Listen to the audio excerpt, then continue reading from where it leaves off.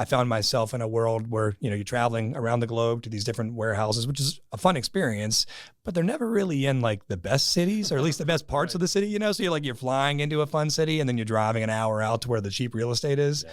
And then, you're working 60, 70, 80, 90 hour weeks. I think my record was like 123 hours between a Saturday and a Saturday. So, after like 3 years of doing this, I was just kind of like, I'm going to die young if I don't find a different profession.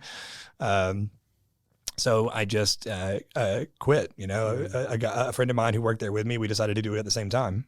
So we left that company, and young enough where we felt like we could figure something else out. No game plan. Right. And my biggest customer at the time, it was a customer, AT&T. I was a project leader for their projects, and they called me literally the same night that we quit. And they were just kind of like, "Hey, heard you left.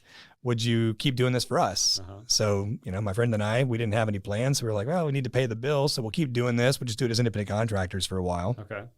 And we were basically doing 2,000 hours a year each, consulting full time and doing the same thing we did, but doing it independently. Okay. Well, I was gonna say, it sounds like you're still doing the same thing you didn't want to do anymore, though. Yeah. So that's where Cycle Labs will eventually come into play, right? Yeah, so when we started doing this, right, we got busy and we needed some help, right? We had enough work that we needed someone to come help us, and so naturally, I suppose the place that you go is your former employer, right? So we reached out to some folks there and said, "Hey, the water's fine. There's a lot of work out here. Come join the team." And we got our first employee. His name was Brian.